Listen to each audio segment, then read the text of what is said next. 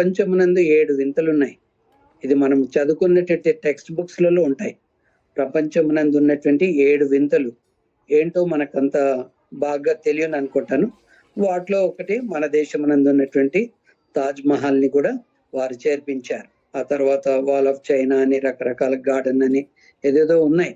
మొత్తానికి ప్రపంచంలోనే అవి వింతైనవని మనము చరిత్ర మనకు చెప్తూనే ఉందండి. చరిత్రలో అవి నిలిచిపోయాయి.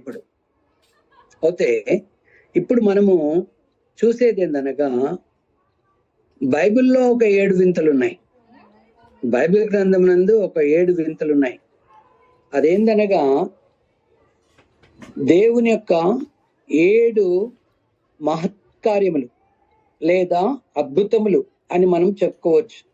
ఆయన కృపలో ఆయన జ్ఞాపకం చేసుకొని దేవుని బిడ్డలమైనటువంటి మన ఎడల ఆయన ఒక 7 వింతల్ని, 7 అద్భుతాల్ని, ఆయన 7 మార్వెలస్ ఆఫ్ హిస్ మర్సీ అని, ఆయన కృప కనికరమునందు మనల్ని జ్ఞాపకం చేసుకొని ఒక 7 అద్భుత కార్యాలు ఆయన చేశాడండి. కనుక ఆ 7 ఏంటో దేవుడు ఏం చేశాడో మనము కొద్దిసేపు మనం గమనిస్తాం. ఇందాక రూఫస్ బ్రదర్ ఒక మంచి పాట పాడించాడు, ఎంతో మధురమో యేసుని ప్రేమ, నా యేసుని ప్రేమ అనే పాట. అవును, అది ఆయన మధురాన్ని మనము వర్ణించలేము, వర్ణనాతీతం. అయితే ఇక్కడ దేవుని విషయమునందు కూడా దేవుడు మానవుల ఎడల ఒక 7 వింతలు చేశాడు. వాటిని కూడా మన నోటితో, మన యొక్క భాషతో, ఏ భాషతో కూడా మనము వాటిని మనం వర్ణించలేమండి. కనుక ఇప్పుడు ఆ దేవుని ద్వారా కలిగినటువంటి ఆ 7 వింతలు ఏంటి, ఆయన కృప, ఆయన కనికరం ద్వారా మనకు చూపించినటువంటి ఆ 7 వింతలు ఏంటి అని మనం కాసేపు మనం ధ్యానించుకుందాం. లేదా ఆ 7 అద్భుతాలు మన ఎడల కనపరిచారంటే కేవలము ఆయన యొక్క కృప, ఆయన దయాలత్వము, ఆయన మంచితనాన్ని బట్టే దేవుడు ఆ యొక్క 7 అద్భుతాలను మన ఎడల చేశారు. నంబర్ 1 ఏంటనగా, నంబర్ 1 పాయింట్ ఏందనగా, ఆఫర్ టు ఫర్గివ్ మ్యాన్ అనగా మానవుని ఎడల పాప క్షమాపణ. ఇది అద్భుతం అండి. సృష్టిలో ఎవ్వరు కూడా దీనిని చేయలేరు. మానవుని ఎడల పాప క్షమాపణ, ఇది చాలా అద్భుతం. దేవుని యొక్క మహా కృప, కనికరము, దయాలత్వము అందులో మనకు కనబడతా ఉంటుంది. చూడండి, యెషయా గ్రంథము 1వ అధ్యాయము 18 నుండి 20 వచనాల వరకు చదువుకుందాం. యెషయా గ్రంథము 1వ అధ్యాయము 18 నుండి 20 వచనాలకు చదువుతాను. యెహోవా ఈ మాట సెలవిచ్చుచున్నాడు, రండి మన వివాదము తీర్చుకుందాం. మీ పాపములు రక్తము వలె ఎర్రనివైనను అవి హిమం వలె తెల్లబడును, కెంపు వలె ఎర్రనివైనను అవి గొర్రెబొచ్చు వలె తెల్లనివగును. మీరు సమ్మతించిన మాట వినినెడల మీరు భూమి యొక్క మంచి పదార్థములను అనుభవింతురు. సమ్మతింపక తిరగబడినెడల నిశ్చయముగా మీరు ఖడ్గము పాలగుదురు. యెహోవా ఇలాగునే సెలవిచ్చుచున్నాడు. ఇక్కడ దేవుడు మన ఎడల తన యొక్క అద్భుతాన్ని కనపరచక మునుపు మన స్థితి ఎలా ఉందంటే, దేవుడు పరిశుద్ధుడు, మనము ఏ స్థితిలో ఉన్నామంటే మన పాపములు రక్తము వలె ఎర్రనివయ్యాయి. ఈ పాపాలని తీసివేయడానికి ఎవరి వలన కూడా సాధ్యం అవ్వలేదు. దేవుడు అనే విషయం ఏంటనగా, ఆ ఎర్రనివైనవి అవి హిమం వలె తెల్లబడునంటున్నాడు. అయితే తర్వాత కెంపు వలె ఎర్రనివైనను అవి గొర్రెబొచ్చు వలె తెల్లని వగును. అయితే ఇలా మన పాపములు ఎర్రనివైనను, ఆ తర్వాత రక్తము వలె, కెంపు వలె ఎర్రనివైనను హిమం వలె గొర్రెబొచ్చు వలె తెల్లవగును అని దేవుడు సెలవిస్తున్నాడు. అయితే విషయం ఏంటనగా, మనము సమ్మతించాలి. 18లో మనం చదివాము, రండి మన వివాదము తీర్చుకుందాం. పరిశుద్ధుడైనటువంటి దేవుడికి మానవుడికి ఒక వివాదం ఉందంటండి. ఒక తర్కం జరుగుతూ ఉంది. అతనికి మనకు ఒక చర్చ జరుగుతూ ఉంది. ఏంటి ఆ వివాదం అనగా, ఈ వివాదమును మనం పెట్టుకొని దేవునితో మనము సమాధాన స్థితిలోనికి మనము వెళ్ళలేము.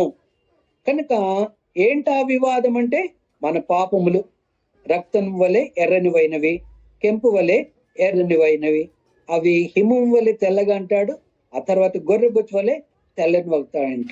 అయితే ఇక్కడ ఏంటనగా, మనం సమ్మతించి వాటిని మనం ఒప్పుకొని ఆయన మాటను మనం వినినడల భూమి యొక్క మంచి పదార్థములను అనుభవింపజేస్తాడట. ఒకవేళ గనక మనం సంబంధింపక తిరుగుబాటు చేసినడలా నిశ్చయముగా మీరు ఖడ్గము పాలవుదురు, అనగా మనం ఆయన ఉగ్రతకు మనము పాలవుతాము, యెహోవా ఈలాగుననే సెలవిచ్చుచున్నాడు అనే వాక్య భాగాన్ని ఆరంభమునందు ఉపోద్ఘాతంగా మనం గమనిస్తా ఉన్నాం. కనుక దీనిని బట్టి మనకు అర్థమవుతుంది ఏంటంటే, మళ్ళీ నెంబర్ 1 పాయింట్ ఏందనగా, మానవుని ఎడల పాప క్షమాపణ దేవుని ఆ యొక్క మహాకృప, ఆయన కనికరాన్ని బట్టే ఆయన కనపరుస్తా ఉన్నాడు. మనలో మంచితనం ఉందని కాదు, లేదా మనము ఏదో గొప్పవారమని కాదు, కానీ కేవలము దేవుని యొక్క కృప కనికరమును బట్టి పాపి అయినటువంటి మానవుణ్ణి క్షమించాలా, ఆయనకు పాప క్షమాపణ ఇవ్వాలా. ఇది చాలా వింతైనటువంటి విషయం అండి. ఇది అద్భుతం అంటే ఇదండి. ఈ రోజుల్లో అందరూ చేస్తున్నటువంటి అద్భుతాల్లా కాదు. ఒక పాపి అయినటువంటి మానవుడు తనకు పాప క్షమాపణ దొరకడము దేవుని కృప ద్వారా, that is wonderful, that is miracle, that is marvellous అన్నమాట. కనుక చూడండి, కీర్తనల గ్రంథము 103, కీర్తనల గ్రంథము 103లో మనం 13వ వచనాన్ని మనం చదువుకుందాం. కీర్తనల గ్రంథము 103 13వ వచనాన్ని నేను చదువుతాను, దయతో మీరు గమనించండి. 103లో 13వ వచనం, తండ్రి తన కుమారుల ఎడల జాలి పడినట్లు యెహోవా తన యందు భయభక్తులు గల వారి ఎడల జాలి పడును. ఏ రకంగా? పరలోకమందునటువంటి దేవుడైనటువంటి యెహోవా తను ఏం చేస్తున్నాడట? జాలి అనే మాటను మనం అక్కడ గమనిస్తున్నాం. ఎగ్జాంపుల్ గా అక్కడ తండ్రి తన కుమారుల ఎడల జాలి పడినట్లు యెహోవా తన యందు భయభక్తులు గల వారి ఎడల జాలి పడతాడట. కనుక దేవుని యొక్క కృప, కనికరము, ఆయన దయ, ఆయన జాలి ఇక్కడ మానవుని ఎడల కనపరచడము మనం ఇక్కడ గమనిస్తున్నాం. అయితే ఆయన యందు ఒకవేళ మనము భయము, భక్తి నిలిపితే ఆయన కనికరము, ఆయన జాలి మన పైన ఉంటుందని చూడగలుగుతున్నాం. ఇదంతా కూడా కంటికి కనబడదండి, కానీ ఇట్స్ మార్వలస్ థింగ్. అది అద్భుతము దేవుడు మన ఎడల చేసే. అందుకనే అపొస్తలుడు పౌలు రోమీలకు రాస్తూ 5వ అధ్యాయము 6 నుండి 8 వరకు మనం చదివినట్లయితే, రోమీలకు రాసినటువంటి పత్రిక 5వ అధ్యాయము 6 నుండి 8 వరకు మనం చదివితే దేవుని యొక్క కృప ఏ విధంగా వ్యక్తమైందో మనకి ఇక్కడ కనబడుతుంది. ఆయన జాలి ఎలా వ్యక్తమైందో కనపరచడం మనకు కనబడుతుంది. 6 నుండి, ఏలయనగా మనం ఇంకా బలహీనులమై ఉండగానే క్రీస్తు యుక్త కాలమున భక్తిహీనుల కొరకు చనిపోయెను. మనము భక్తిహీనతలో ఉన్నాము, బలహీనులుగా ఉన్నాము ఆత్మీయ స్థితులలో. అయితే దేవుడు ఏం చేశాడు?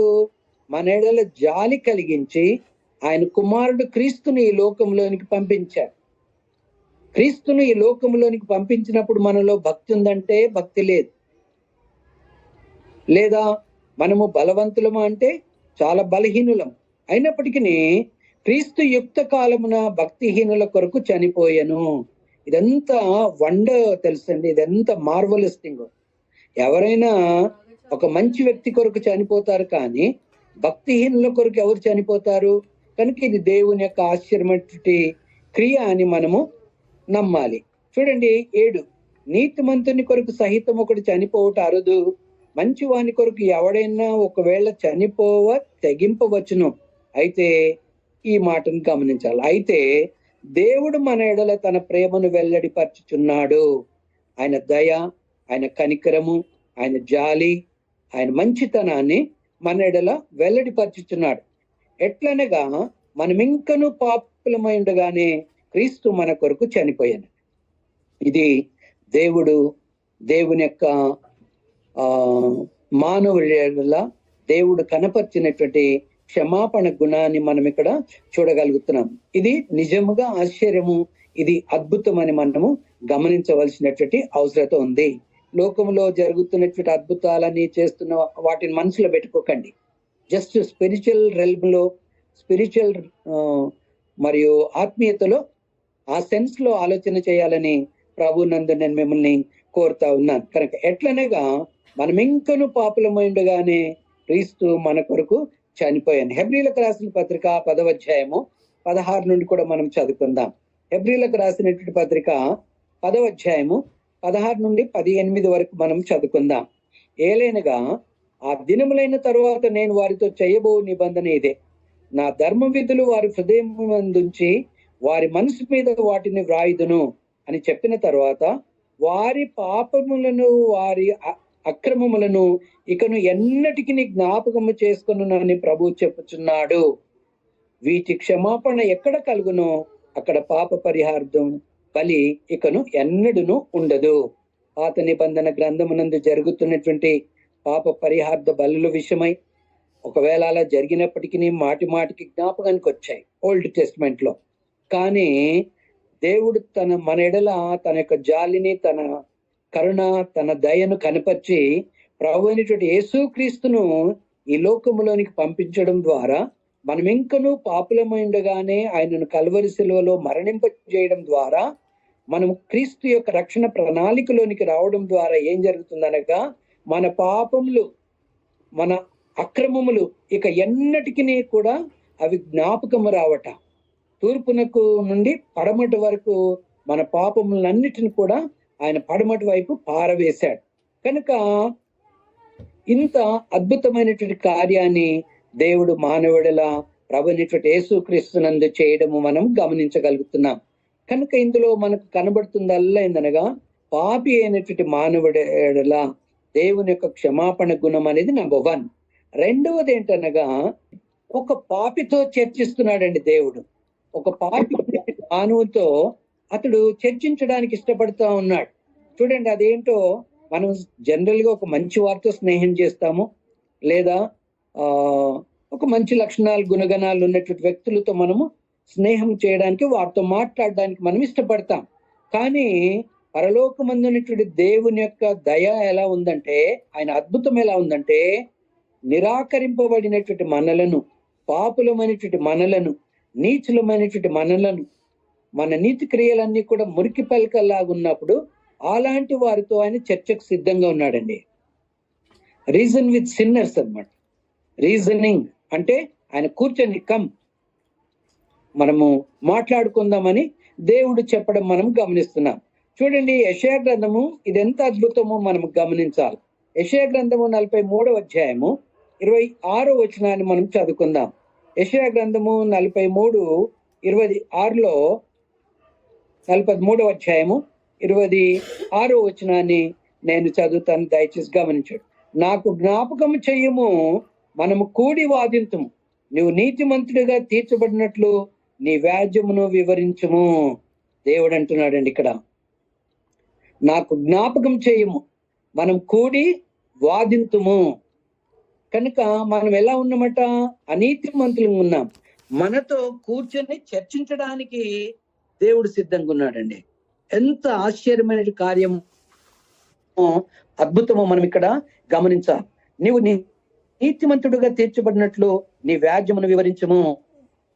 నీలో ఒకవేళ ఏదైనా నీతి ఉన్నట్లు అవుతే, ఏదైనా నీతి క్రియలు ఉన్నట్లు అవుతే, నీతిమంతుడు అని నువ్వు చెప్పుకున్న వాడు అవుతే, అయ్యా రమ్ము అని ఇక్కడ దేవుడు పిలవడం మనం గమనిస్తున్నాం.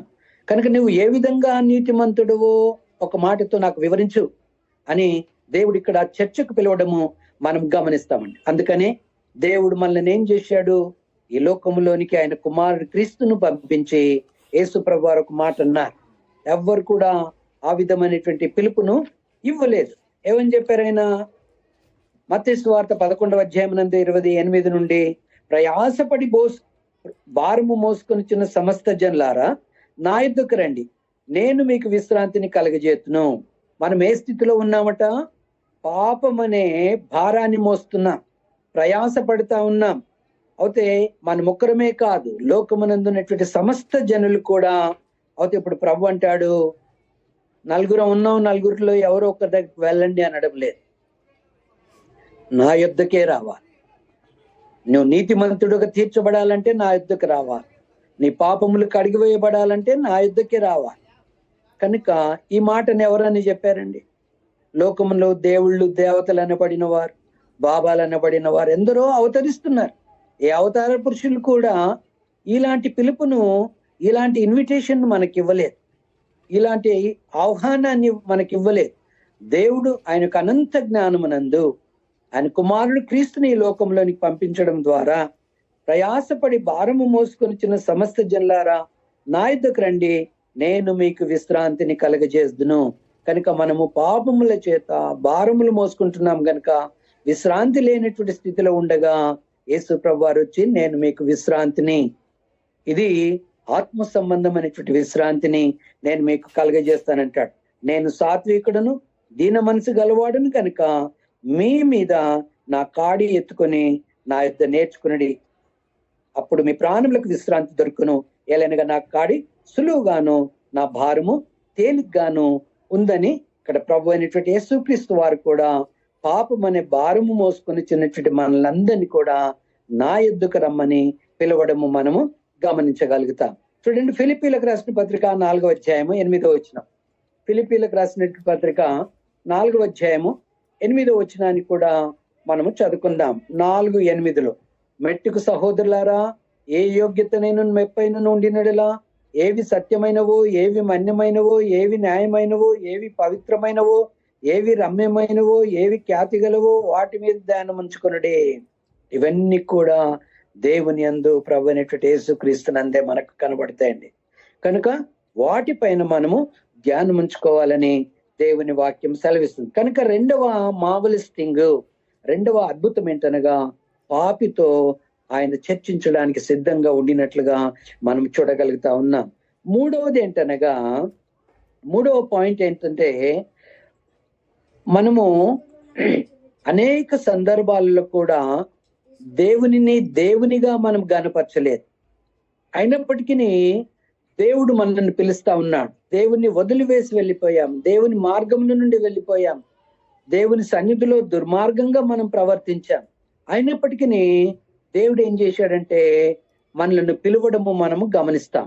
చూడండి, ఇర్మియా గ్రంథమునందు మనం ఆ మాటను చదువుతాం. ఇర్మియా గ్రంథము 2వ అధ్యాయమునందు 2వ అధ్యాయము, ఇర్మియా గ్రంథము 2వ అధ్యాయము 13వ వచనాన్ని చదువుకుందాం. 2వ అధ్యాయము 13వ వచనాన్ని చదువుకుందాం. నా జనులు 2 నేరములు చేసి ఉన్నారు అనగా వీరేం చేశారు? Totally they have mistreated God. దేవుని దృష్టిలో వారు నా జనులు అంటున్నాడు, 2 నేరములు చేసి ఉన్నారు అని చెప్తూ, ఏంటి ఆ నేరం అనగా, జీవజలముల ఊటైన నన్ను విడిచి ఉన్నారు, తమ కొరకు తొట్లను అనగా బద్దలై నీళ్లు నిలువని తొట్లను తొలపించుకొని ఉన్నారు. చూసారండి, మరేం చేశారట? జీవజలముల ఊటైన నన్ను విడిచి అనగా దేవుణ్ణి వదిలివేసి నీళ్లు నిలువనటువంటి బద్దలైపోయినటువంటి తొట్లను వారు తొలపించుకున్నట్లుగా మనము చూడగలుగుతున్నాం. అక్కడే 32 చూడండి. 32లో కన్యక తన ఆభరణమును మర్చున, పెళ్లి కుమార్తె తన ఒడ్డానమును మర్చున, నా ప్రజలు లెక్కలేనన్ని దినములు నన్ను మర్చున్నారు. ఈ రకంగా మనము దేవుని దృష్టిలో నేరములు చేసినప్పటికీ, జీవజలముల ఊటైన ఆయనను మనము విడిచి వెళ్ళినప్పటికీ, ఆ తర్వాత దేవునిని మనము మర్చిపోయినప్పటికీ, నా ప్రజలు లెక్కలేనన్ని దినములు నన్ను మర్చున్నారు. ఎగ్జాంపుల్ పైన ఏం చెప్తున్నాడు? కన్యక వివాహము కొరకు సిద్ధపడినప్పుడు తన ఆభరణాలను ఏ మాత్రం కూడా మర్చిపోదట.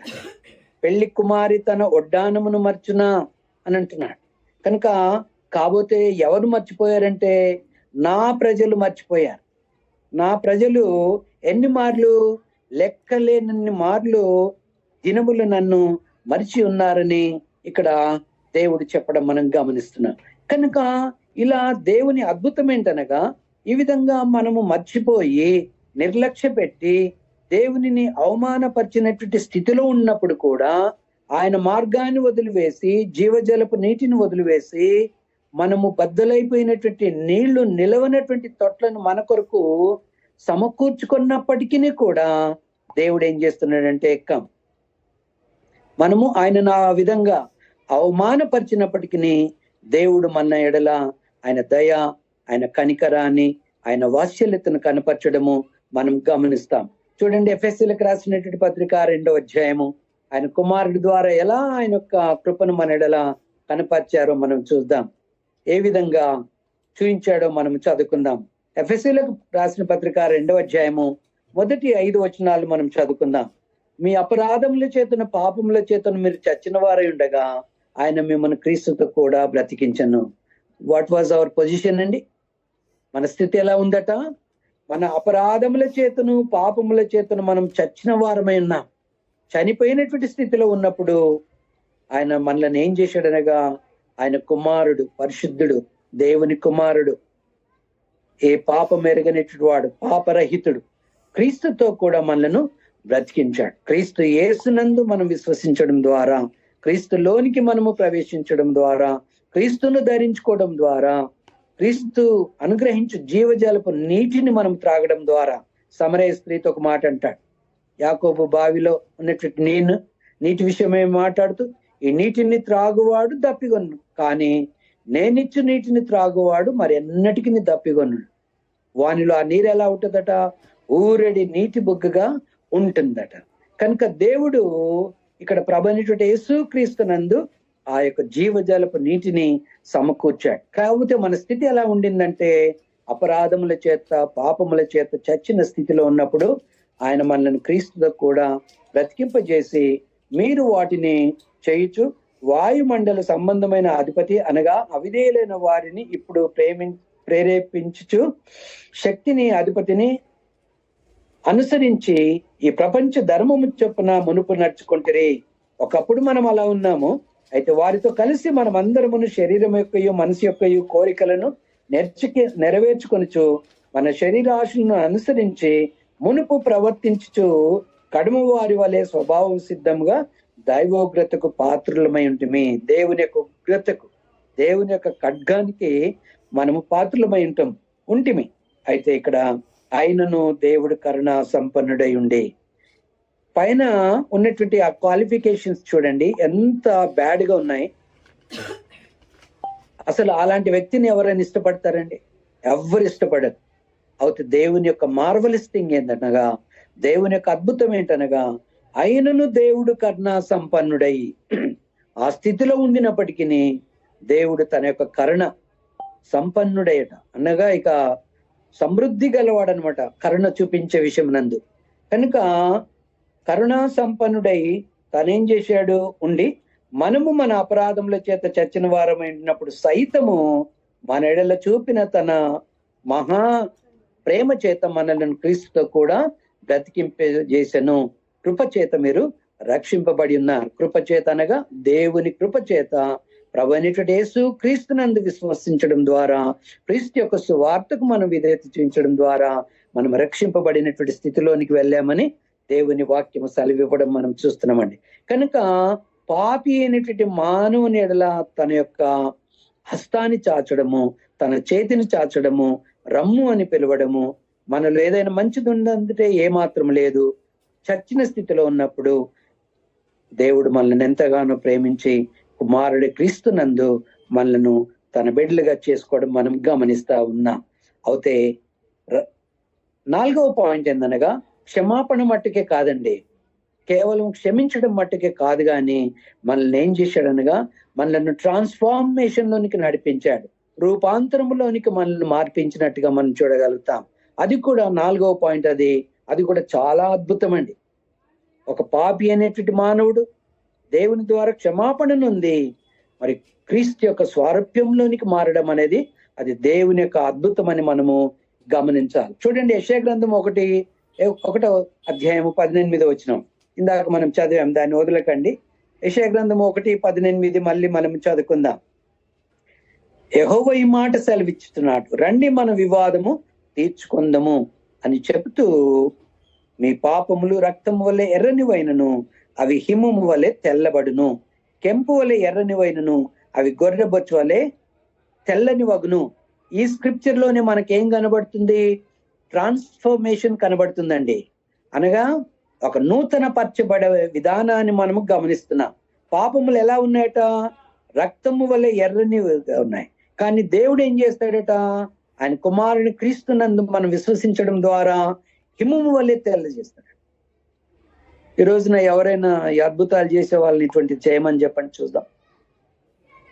చేయలేరు ఎవరు కూడా. ఆ తర్వాత కెంపు వలె ఎర్రగా ఉండినాయి మన పాపములు, అయితే వాటిని ఎలా చేస్తాడట? గొర్రె బొచ్చు వలె తెల్లని వగును. అందుకని అవి ఎప్పుడు సాధ్యమైనవి చూడండి. కొరింథీయులకు రాసినటువంటి 2వ పత్రిక 5వ అధ్యాయం 17వ వచనాన్ని మనం చదువుకుందాం. కొరింథీయులకు రాసినటువంటి 2వ పత్రిక 5వ అధ్యాయము 17వ వచనాన్ని మనం చదివితే ఎలా ఎర్రనివైనవి, ఏ విధంగా తెల్లనివైనవి అని చూస్తే, కాగా ఎవడైనను క్రీస్తునందున్నడలా వాడు నూతన సృష్టి. దేవునికి స్తోత్రములు కలుగును గాకండి. క్రీస్తునకు వెలపల కాదండి, ఎవడైనను క్రీస్తునందున్నడలా వాడు నూతన సృష్టి. ఇది అద్భుతం అండి. This is marvellous thing, it's an wonderful thing it is. కనుక ఎవడైనను క్రీస్తునందున్నడలా వాడు నూతన సృష్టి, పాతవి గతించెను, ఇదిగో క్రొత్తవాయన. ఎంత అద్భుతమో మనం గమనించాలి. దేవుని యొక్క దయాలత్వము, ఆయన మంచితనము, ఆయన కనికరము ఎంత గొప్పదనగా, మన పాపములన్నీ కూడా ఎర్రగా ఉన్నప్పుడు, కెంపు వలె ఉన్నప్పుడు, దేవుడు తెల్లగా హిమము వలె, గొర్రెబొచ్చు వలె చేయడం. అక్కడ యెషయా గ్రంథం మనం చదివాం. అది ఎలా సాధ్యమైందనగా క్రీస్తు యేసు ద్వారానే అది సాధ్యమైంది. మనం క్రీస్తు నందుండడం ద్వారా, ఎవడైనను క్రీస్తు నందుండలా వాడు నూతన సృష్టి అని దేవుని వాక్యము మనకు, పాతవి సమస్తం కూడా గతించిపోతాయి, సమస్తమును కూడా క్రొత్తవైతాయట. మొదటి పేతురు చూడండి, పేతురు రాసినటువంటి మొదటి పత్రిక 2వ అధ్యాయము, పేతురు రాసినటువంటి మొదటి పత్రిక 2వ అధ్యాయము 9-10 వచనాలు మనం చదువుకుందాం. పేతురు రాసినటువంటి మొదటి పత్రిక 2వ అధ్యాయము 9-10 వచనాల్ని నేను చదువుతాను, మీరు గమనించండి. 9-10 2వ అధ్యాయము 9-10. అయితే మీరు చీకట్ల నుండి ఆశ్చర్యకరమైన తన వెలుగులోనికి మిమ్మల్ని పిలిచిన వాని గుణాతిశయములను ప్రచురం చేయ నిమిత్తము. ఎక్కడి నుండి పిలిచాడు, ఎక్కడికి తీసుకొచ్చాడు చూడండి. చీకట్లో ఉన్నాం, పాపములో ఉన్నాం. మన పాపములన్నీ దేవుని దృష్టిలో ఎర్రగా ఉండినాయి, కెంపు వలె ఉండినాయి. అయితే క్రీస్తు యేసునందు మనం ఉండడం ద్వారా ఎక్కడి నుండి ఎక్కడికి తీసుకొచ్చారనగా, చీకట్ల నుండి ఆశ్చర్యకరమైన తన వెలుగులోనికి మిమ్మల్ని పిలిచిన వాని గుణాతిశయములను ప్రచురం చేయ నిమిత్తము ఏర్పరచబడినటువంటి వంశం అండి. ఇప్పుడు మనలను ఒకప్పుడైతే ఎన్నిక లేనటువంటి మనము, బలహీనులము, భక్తిహీనులము, పాపులము, అలాంటి ప్రజలను క్రీస్తు రక్తంతో కడగడం ద్వారా మనము ఏర్పరచబడినటువంటి వంశం అయిపోయామట. రాజులైనటువంటి యాజక సమూహము, పరిశుద్ధ జనమును, దేవుని సొత్తైన ప్రజలై ఉన్నారు. ఒకప్పుడు మనము అలా లేము. కాకపోతే ఇప్పుడు ఏమైపోయామని, ఒకప్పుడు ప్రజగా ఉండక ఇప్పుడు దేవుని ప్రజలైతరి, ఒకప్పుడు కనికరింపబడక ఇప్పుడు కనికరింపబడిన వారైతరి. This is wonderful. ఇది అద్భుతం అండి. ఇది చాలా సందర్భాలలో మనం చదువుకుంటాం, కానీ ఊరికి అలా ప్రార్థనలో, చదువులను అట్లా ఉచ్చరించుకుంటూ వెళ్ళిపోతుంటాం. కానీ ఇక్కడ దేవుని యొక్క మహా కనికరము, ఆయన దయ, ఆయన చేసినటువంటి ఆయన కనికరము మనెడల ఇక్కడ కనబడతా ఉంది. కొంతమంది అక్కడిక్కడ, నేను కొన్ని సందర్భాల్లో మీటింగ్స్ కు వెళ్ళినప్పుడు కొంతమంది సాక్ష్యాలు చెప్తామండి అని అనుకోకుండా, పాపం వాళ్ళకి తెలియక వాళ్ళు చెప్పడం ప్రారంభిస్తూ ఉంటారు. ఏమని చెప్తారంటే, ఆ సాక్ష్యంలో మేము ఈ స్థాయిలో ఉండింటిమండి, ఈ మతంలో ఉండింటిమి, ఇగో ఇందులోకి దిగామంటారు. ఎక్కడో ఉన్నారట ఎత్తైన స్థాయిలో, వారు ఇందులోకి దిగిపోయారట. పాపం వారికి అర్థం కాకుండా అలా మాట్లాడుతున్నారు, కానీ వారు ఎక్కడో దిగువ స్థాయిలో ఉండినారు. ప్రభువైనటువంటి యేసుక్రీస్తునందు విశ్వాసం ఉంచడం ద్వారా ఆశ్చర్యకరమైన వెలుగులోనికి వారిని దేవుడు పిలిచాడు. ఆయన గుణాతిశయములను ప్రచురం చేయ నిమిత్తము ఏర్పరచబడిన వంశం వారిప్పుడు, ఒకప్పుడు కాదు. రాజులైనటువంటి యాజక సమూహం మనం అందరం కూడా పరిశుద్ధ జనమును, దేవుని సొత్తైనటువంటి ప్రజలంగా ఉన్నామట. ఒకప్పుడు మనము దేవుని ప్రజలుగా ఉండక ఇప్పుడు దేవుని ప్రజలమైతమే. ఒకప్పుడు కనికరింపబడక ఇప్పుడు కనికరింపబడితేమని ఇక్కడ మరి పేతురు జ్ఞాపకం చేయడం మనం చూస్తా ఉన్నాం. కనుక ఈ రకంగా మనల్ని ఏం చేశాడనగా, మనల్ని రూపాంతరపరచడం లేదా నూతన పరచడము మనము గమనిస్తా ఉన్నాం. పాపములో మునిగి తేలుతున్నటువంటి మనల్ని క్రీస్తు రక్తమునందు మనల్ని పరిశుద్ధులుగా చేయడము వాక్యం ద్వారా మనకు అర్థమవుతుంది. 1 యోహాను చూడండి, 1వ అధ్యాయం 7వ వచనం. 1 యోహాను రాసినటువంటి పత్రిక, యోహాను రాసినటువంటి మొదటి పత్రిక 1వ అధ్యాయము 7వ వచనాన్ని మనం చదివితే, అయితే ఆయన వెలుగులోనున్న ప్రకారం మనమును వెలుగులో నడిచినడలా మనము అన్యోన్య సహవాసము గలవారమై ఉందము. అప్పుడు ఆయన కుమారుడైన యేసు రక్తము ప్రతి పాపము నుండి మనల్ని పవిత్రులుగా చేయును. ఇక్కడ యోహాను తనను కూడా కలుపుకుంటున్నాడు. చూడండి, మీరు అనడం లేదు, అయితే మనము అంటున్నాడు. 7వ వచనమునందు మనం జాగ్రత్తగా చదివితే, అయితే ఆయన వెలుగులోనున్న ప్రకారము మనమును వెలుగులో నడిచినడలా, ప్రభువైనటువంటి యేసు కనుక వెలుగులో నడిచినడలా మనం అన్యోన్య సహవాసం గలవారం అవుతామట. ఎవరితో? తండ్రి అయినటువంటి దేవునితో, కుమారుని క్రీస్తుతో, పరిశుద్ధాత్ముడితో అన్యోన్య సహవాసము మనం కలిగినటువంటి వారమై ఉంటాము. అప్పుడు ఆయన రక్తము, కుమారుడు అయిన యేసు రక్తము ప్రతి పాపముల నుండి మనల్ని పవిత్రులుగా చేయను. ఒకవేళ మనము క్రీస్తులో ఉన్న తర్వాత ఏదైనా ఒకవేళ పొరపాటు చేసినట్లయితే, దేవుడి వద్ద మనము క్షమాపణ అడిగినట్లయితే, క్రీస్తు రక్తము చే ప్రతి పాపముల నుండి కూడా మనల్ని పవిత్ర. ఇది ఎలా సాధ్యమవుతుందండి? ఎలా సాధ్యమవుద్ది? ఎలా సాధ్యమవుతుందంటే ఇదే దేవుని యొక్క అద్భుతం. మనం క్షమాపణ కోరుకున్నప్పుడు క్షమాపణ పొందడం అనేది అది నిజంగా దేవుడు చేసినటువంటి ఒక మార్వలస్ థింగ్. దానిని మనం ఇక వర్ణించలేము. ఇక అంతే, వి నీడ్ టు బిలీవ్. మనం నమ్మాలంతే. ప్రార్థించినప్పుడు దేవుడు మన ప్రార్థన వింటాడు, పాపుల మనవి ఆలకింపడు. క్రీస్తునందున్నటువంటి క్రైస్తవుల మనవిని దేవుడు ఆలకిస్తాడు. మన పొరపాటు విషయం మనం ఒప్పుకొనినప్పుడు ఆయన నమ్మదగిన వాడు కనుక ఖచ్చితంగా మన యొక్క పాపములను ఆయన క్షమిస్తాడు. అంటే మనను తిరిగి నూతన పరుస్తున్నాడని దాని యొక్క అర్థం. మనను క్షమించడం మటుకే కాకుండా మనలను మార్పులోనికి తీసుకుని వస్తా ఉన్నాడు. ఇది దేవుడు మన ఎడల కనపరుస్తున్నటువంటి అద్భుతం అండి. ఆ తర్వాత 5వ పాయింట్ ఏంటనగా, అసలు మనిషిని జ్ఞాపకం చేసుకుంటకు మనుషుడు ఏ పాటి వాడండి? ఆయన దేవుని యొక్క మహాకృప కనికరమును బట్టి అద్భుతం ఏంటనగా, మనిషిని ఆయన జ్ఞాపకం చేసుకున్నట్టుగా బైబిల్ గ్రంథం మనకు బోధిస్తా ఉంది. చూడండి, కీర్తనల గ్రంథము 8వ అధ్యాయము, కీర్తనల గ్రంథము 8వ అధ్యాయము 3 నుండి 4 వరకు ఆ మాటలు మనం చదువుకుంటాం. నీ చేతి పని అయిన నీ ఆకాశములను నువ్వు కలగజేసిన చంద్ర నక్షత్రములను నేను చూడగా, నువ్వు మనిషిని జ్ఞాపకం చేసుకుంటకు వాడు ఏ పాటి వాడు? ఇక్కడ వివరణ ఎలా ఉందో మనం గమనించాలి. దేవుని యొక్క చేతి పనులు, ఆకాశములు, చంద్ర నక్షత్రములను ఆయన్నే కలుగజేశాడు. అప్పుడు మానవుడు అంటాడు, దేవా, వాటిని చూడగా నన్ను జ్ఞాపకం చేసుకోవడానికి నేను ఏ పాటి వాడును అని ఇక్కడ ప్రశ్న వేయడము మనము గమనిస్తా ఉన్నాం. అయితే అయినప్పటికీ దేవుడు తాను కలుగజేసినటువంటి సృష్టికి అంతటికి వేరుగా మనల్ని ఎంతగానో ప్రేమించి మన యందు తన యొక్క ఆసక్తిని కనపరిచాడు గనక, ఇంట్రెస్ట్ చూయించాడు కనుక ఆయన మనుషుని జ్ఞాపకం చేసుకున్నాడు. ఆకాశము, భూమి, సముద్రము, పంచభూతాలన్నీ ఏం చేస్తున్నాయండి? దేవుని మహిమను వివరిస్తున్నాయి. కాబట్టి దేవుని మహిమను కనపరచువారము మనం. అందుకని దేవుడు మనల్ని జ్ఞాపకం చేసుకున్నాడు. ఆయన కుమారుని యొక్క స్వారూప్యంలోనికి ఎదగగలం మనం కనుక మనల్ని జ్ఞాపకం చేసుకొని మనల్ని క్షమించడం మనం చూస్తాం. చూడండి, తిమోతికి రాసినటువంటి మొదటి పత్రిక 2వ అధ్యాయం 4వ వచనాన్ని మనం చదువుకుందాం. తిమోతికి రాసినటువంటి మొదటి పత్రిక 2వ అధ్యాయము 1 Timothy chapter 2 verse 4 అండి. 2:4 చదువుకుందాం. 2వ అధ్యాయం 4వ వచనం. ఆయన మనుషులందరూ రక్షణ పొంది సత్యమును గూర్చిన అనుభవ జ్ఞానం గలవారై ఉండవలని ఇచ్ఛించుచున్నాడు. ఎవరైనా? పరలోకమందున్నటువంటి దేవుడు. క్రిందికి మనం చదివితే దానికి బదులుగా ఏం చేశాడు కూడా మనకు కనబడతా ఉంది. దేవుడు ఎందుకు మన ఎడల ఇంతగా మహాకాశమును సృజించిన తర్వాత కూడా మనుషుల్ని ఎందుకు జ్ఞాపకం చేసుకున్నాడంటే,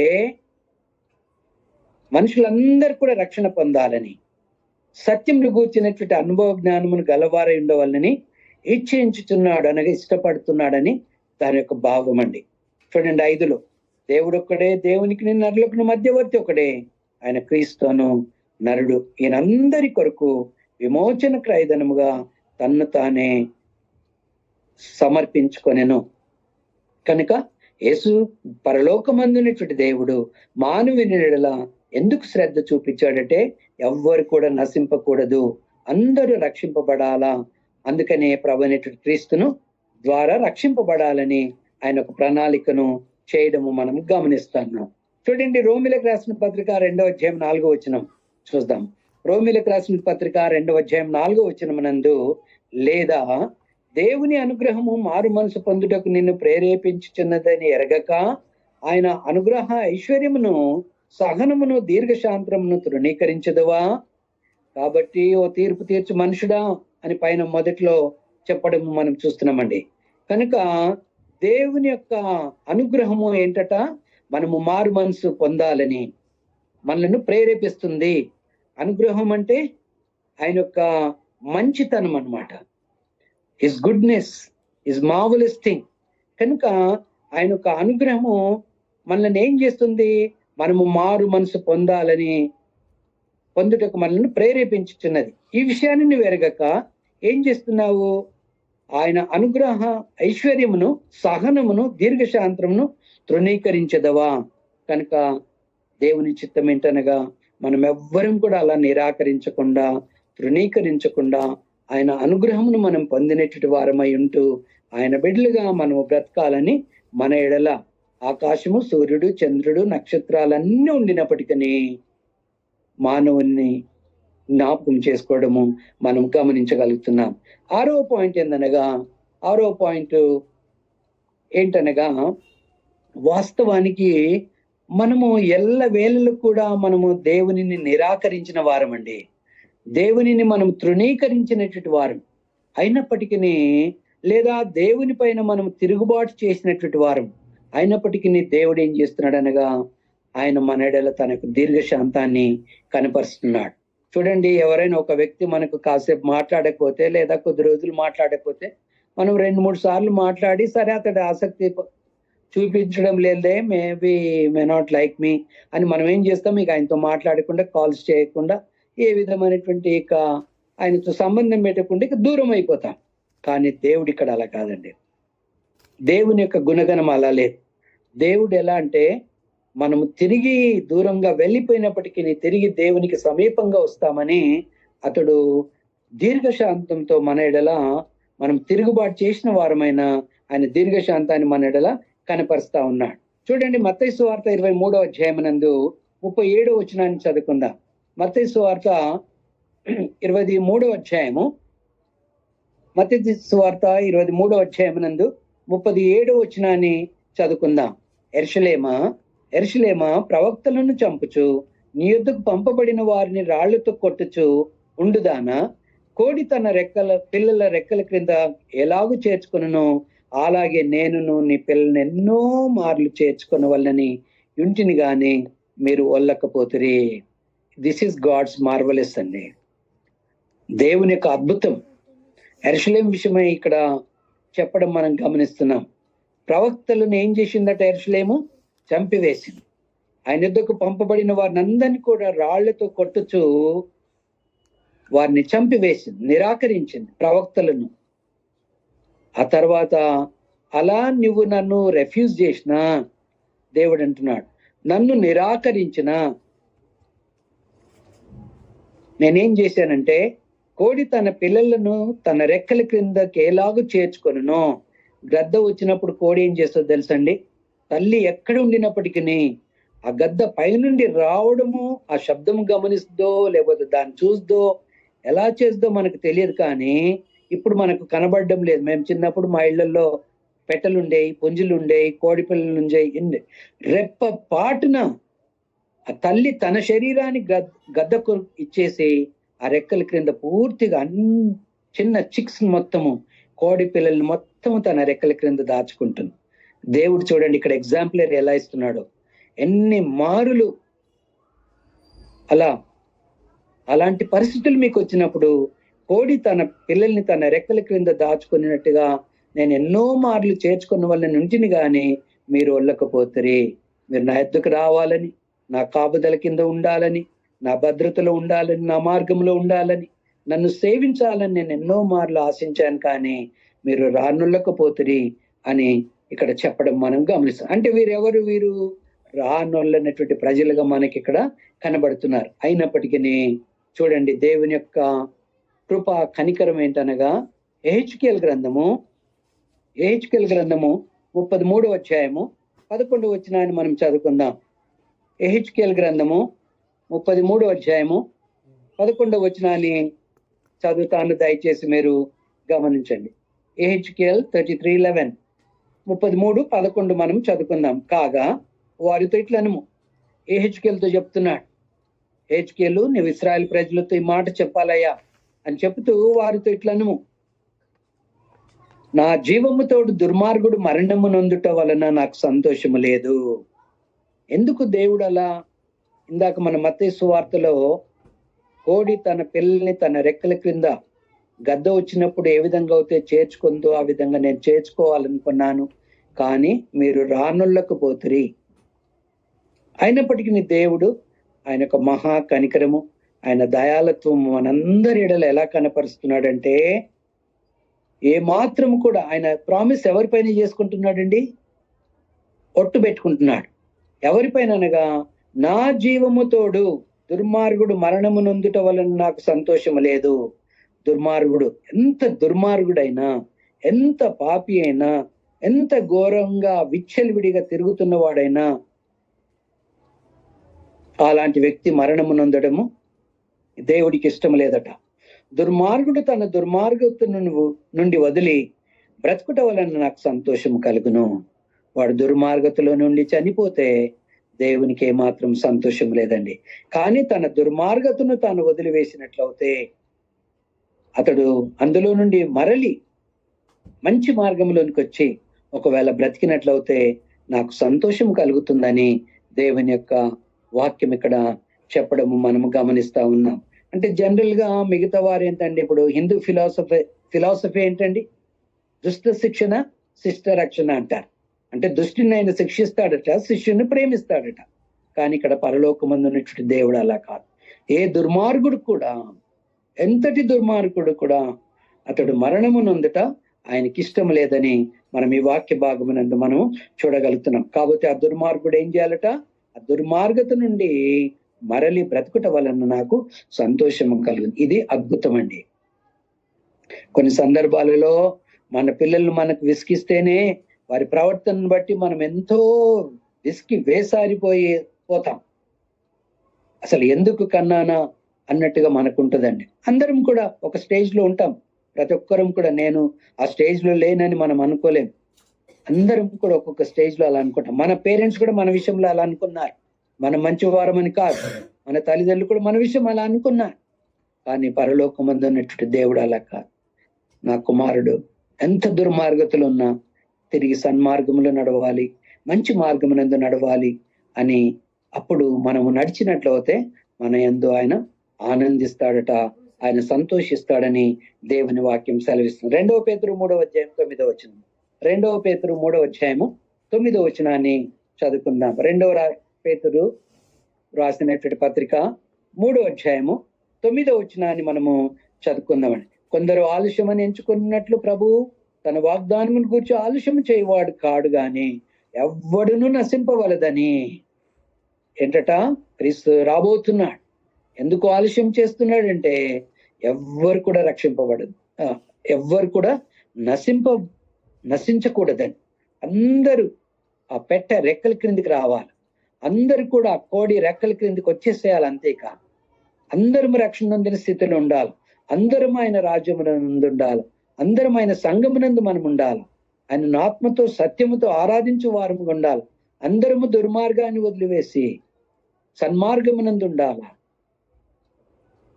ఆయన మన ఎందు సంతోషించాలని ఈ మాటను చూడండి.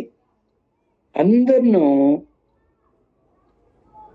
మారు మనసు పొందవాలని కోరుచు మీ ఎడల దీర్ఘశాంతం గలవాడై ఉన్నాడు.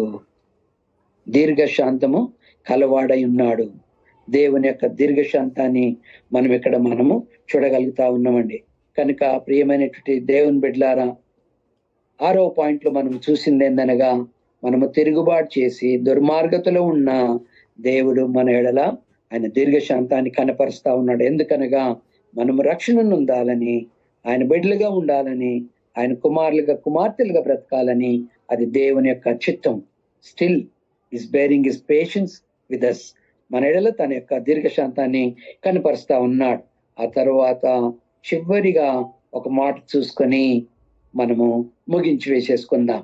7వ పాయింట్ ఏందనగా, మన ఎడల తన యొక్క క్షమాపణను ఏ విధంగా కనపరుస్తున్నాడో మనం చూసుకుందామండి. క్షమాపణను ఏ విధంగా కనపరుస్తున్నాడంటే, మనం క్షమాపణ నొందాలంటే ఏదో భారమైనటువంటి మార్గాన్ని మనకు చూపెట్టలేదండి. ఒక భారమైనటువంటి బరువును మోసుకొని నువ్వు క్షమాపణ నొందు బిడ్డ అని చెప్పడం లేదు. లేదా ఒక భారమైనటువంటి పనులు చేసి నువ్వు క్షమాపణ నొందు అని చెప్పడం లేదు. ఒక సింప్లిఫైడ్ మేనర్, సింపుల్ గా ఇచ్చేసాడు మనం క్షమాపణ నొందే స్థితి. అది కూడా దేవుని యొక్క అద్భుతం. పాత నిబంధన గ్రంథమునందు అలా లేదు. ఎప్పుడు పాపము చేస్తే అప్పుడు వెళ్ళాలా, మాటి మాటికి పాపం ఎప్పుడు జ్ఞాపకానికి వస్తే అప్పుడు వెళ్ళాలి. పాత నిబంధన గ్రంథమునందు అలా ఉండింది. ఎన్ని బలులు అర్పించేవారండి. అయితే దేవుడు తన కృప, తన కరుణ, తన దయ ద్వారా క్రీస్తు యేసునందు దాన్ని చాలా సింప్లిఫైడ్ గా చేశాడు, చాలా సులువుగా చేశాడు. చూడండి, తీతు పత్రిక 3వ అధ్యాయము, 5వ వచనాన్ని చదువుకుందాం. తీతు పత్రిక 3వ అధ్యాయము 5వ వచనాన్ని చదువుకుందామండి.